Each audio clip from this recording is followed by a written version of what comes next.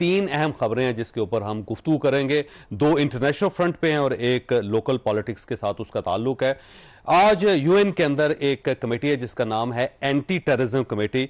उसमें पाकिस्तान को नायब सदर बना दिया गया। एक साइड पे इंडिया ये कह रहा है कि पाकिस्तान एक स्टेट टेररिज्म का बेस है और दूसरी साइड पे अक़वाम मुत्तहिदा में पाकिस्तान को एक नया एजाज मिला है और इस पे इंडिया के अंदर खासी परेशानी भी है और खामोशी भी तारी हो गई है कि ये हुआ क्या है।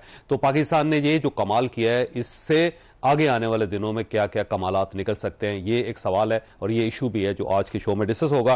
और इसके साथ साथ बिलावल भुट्टो साहब ने एक ऑफर किया है कि आईएसआई और रात दोनों मिल के अगर काम करें तो टेररिज्म इस पूरे खित्ते से खत्म हो सकती है। क्या ये जो एक मसूबा है ये वर्केबल है या नहीं? इससे पहले भी इस टाइप का एक प्रोजेक्ट पाकिस्तान और इंडिया के दरमियान चला था लेकिन कोई बहुत ज्यादा फ्रूटफुल साबित नहीं हुआ।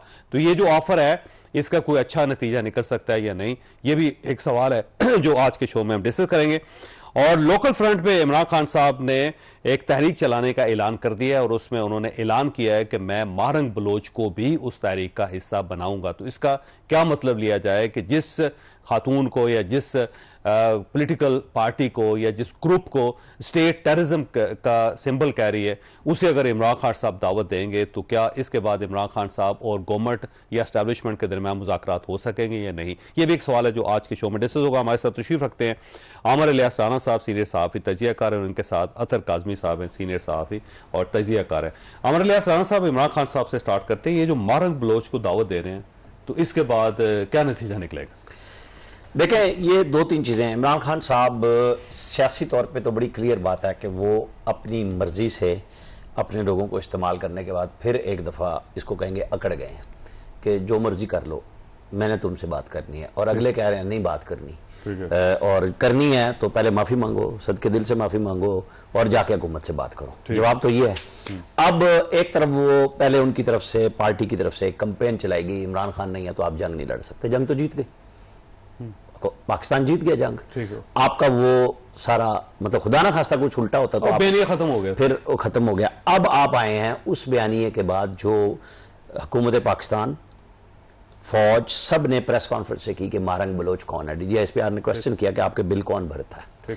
आप उनसे हेल्प लेने जा रहे हैं जिनको हम कह रहे हैं कि ये फितनतुल हिंदुस्तान है।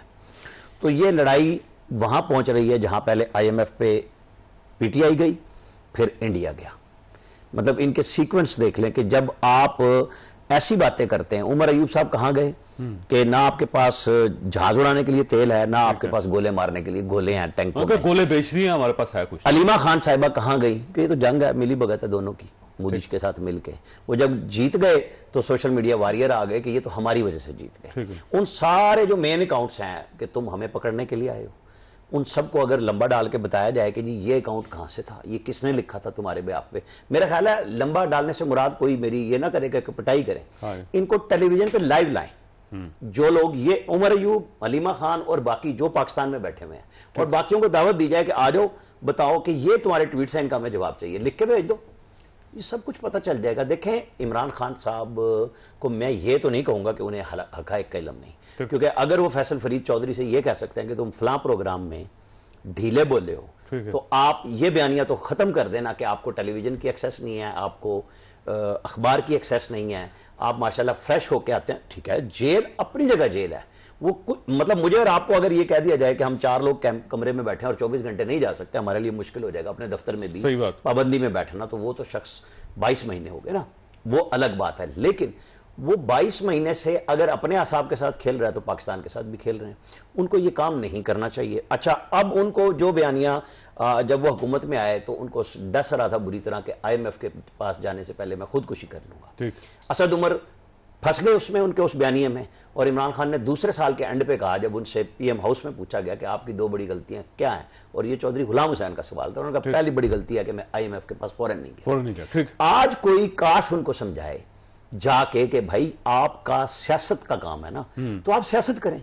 ये कोई बात नहीं है कि जी मैं बात नहीं करूंगा, आपके बंदे आपके कहने पे, कौन, बैरिस्टर गौर, बैरिस्टर सैफ और अली अमीन गंडापुर फौज से मिले, वो आर्मी चीफ से मिले, उसके बाद एजेंसियों के लोगों से मिले, और एक आपको ऐसी ऑफर की गई कि जी आप चाहते हैं ना तो हमारा एक बंदा बैठ जाएगा और PMLN से वो लोग बैठेंगे जो आप सबकी फेवर में सियासत की बात करते हैं।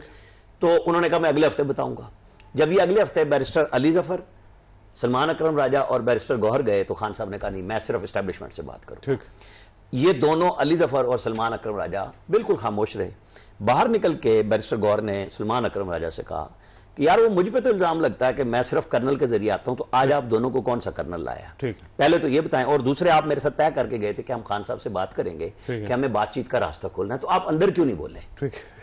तो ये है पीटीआई की कहानी। अच्छा अतर काज़मी साहब, देखें आज इमरान खान साहब की ट्वीट आई, उस ट्वीट के अंदर से ही हमने ये मारंग बलोच का जो एक छोटा सा टुकड़ा था वो निकाला है। उसी के अंदर ये है कि उन्होंने एस्टैब्लिशमेंट से कहा है कि आपको तहरीक इंसाफ की जरूरत है, मुझे आपकी कोई जरूरत नहीं है, लेकिन साथ ही वो कहते हैं कि मुज़ाकरा एस्टैब्लिशमेंट से होंगे। तो ये कंफ्यूजन क्या है पार्टी के अंदर? देखिए, एंड ऑफ द डे मुल्क की ज़रूरत है। देखिए, दोनों तरफ की ज़रूरत है ना, हुकूमत की भी ख्वाहिश है, इस्टेब्लिशमेंट की भी ख्वाहिश है, खान साहब की ख्वाहिश है, तो ये मुल्क की ज़रूरत है। किसी को एक दूसरे की ज़रूरत हो या ना हो, ताल्लुकात बेहतर हो, मुल्क का सियासी माहौल बेहतर हो, तो मेरे ख्याल में तो ये मुल्क की ज़रूरत है। बाकी ये जो महरंग का जिक्र है, अगर महरंग किसी अदालत से कन्विक्टेड है, अगर महरंग की कोई ऐसी फंडिंग है, महरंग के ऊपर कोई दहशतगर्दी का इल्ज़ाम है, तो मेरे ख्याल में पाकिस्तान में अदालतें मौजूद हैं, उनको ऊपर मुकदमा दायर किया जाए, कल ही उनको अदालत में पेश किया जाए कि ये इनकी भारत से फंडिंग आ रही है, ये जहां से फंडिंग आ रही है। कोई भी रियासत पाकिस्तान के खिलाफ करेगा, देखें एहतजाज करना आपका हक है, तनकीद करना आपका हक है, दहशतगर्दी की मावनत करना किसी का हक नहीं है, लेकिन एट द सेम टाइम जब तक कोई अदालत में किसी में मुकदमा नहीं होगा, कोई ऐसी चीज नहीं होगी, अभी मेरा नहीं ख्याल कि मारंग बलोच किसी दहशतगर्दी की वजह से कैद हैं या किसी इस वजह से, अभी तो गालबन उनको एमपीओ के तहत पकड़ा हुआ है, तो वो तो फिर एक सियासी एक्टिविटी तो वो करेंगे। देखिए, फौज के खिलाफ नारे लगाती हैं, दहशतगर्दों की लाशें लेने के लिए अस्पताल के ऊपर धावा बोल देती हैं, वो पूरा ट्रैक रिकॉर्ड है वैसे अगर आप उसको देखें तो। देखिए, वो तो अनफॉर्चुनेटली यहाँ पे बहुत कुछ है ना, माजी में पीटीएम के हवाले से भी यही कुछ हुआ, अभी आपने पाकिस्तान तहरीक इंसाफ के लोगों के बयानात के हवाले से बात कर रहे हैं, एमल वली साहब के बयानात जब जंग शुरू होने वाली थी वो भी हमने सुने, उसके ऊपर किसी के सर के ऊपर जूं भी नहीं रेंगी। तो ये डिपेंड करता है कि कौन किस वक्त बात कर रहा है। जब सूट करता है हुकूमतों को तो चीजें इस तरफ चली जाती हैं, जब सूट करता है तो चीजें दूसरी तरफ चली जाती हैं। आज से पहले जो मिसिंग पर्सन्स थे उनके कैंप में कौन जाके बैठता था? आज महरंग हमें चुभ रही है, मरियम बीबी नहीं जाके वहां पे बैठती थी, तस्वीर उठा के बैठती थी, इमरान खान भी बैठते थे। नहीं, वो तो अभी भी कह रहे हैं ना, वो तो अभी भी मारंग को बुला रहे हैं ना। अब असल में है कि हुक्मरानी मरियम बीबी की जमात की है, वो नहीं बात करी, वो कहती थी कि तुम अगर कोई बलोचिस्तान की बात करता है तुम उसको गद्दार करार दे देते हो। ये खुदा न खास्ता मैं या कोई और नहीं कह रहा, ये मरियम बीबी ने रिकॉर्ड पे ये बातें की हुई हैं और वो जाके मिसिंग पर्सन्स के उसमें बैठती थी। तो इसमें क्या है, अगर पाकिस्तान के लोग कोई कर रहे हैं, मैंने तो उस वक्त भी उन पर यह तनकीद नहीं की थी, मैंने कहा था उनका राइट है, अगर एक पाकिस्तान की आबादी है, बलोच पाकिस्तानी शहरी हैं, अगर उनके कोई तहफ़्फ़ुज़ात है, मरियम बीबी जाती हैं, मियाँ साहब जाते हैं, जरदारी साहब जाते हैं या खान साहब बात करते हैं, ये उनका राइट है। हाँ, अगर कोई दहशतगर्दी करता है, जो अगर रियासत पाकिस्तान पे हमलावर होता है, तो कहीं से भी उसका ताल्लुक हो, जो वो पाकिस्तान के रियासती इदारों पे हमलावर होता है, उसके लिए कतन कोई सिस्टम के अंदर गुंजाइश नहीं होनी चाहिए। एज लॉन्ग एज आप पॉलिटिकल एक्टिविटी करें तो मेरे ख्याल में उसमें तो कोई इशू नहीं होना चाहिए। अच्छा, ठीक है, मैं ब्रेक लेनी है, ब्रेक के बाद दोबारा हाजिर होता हूं।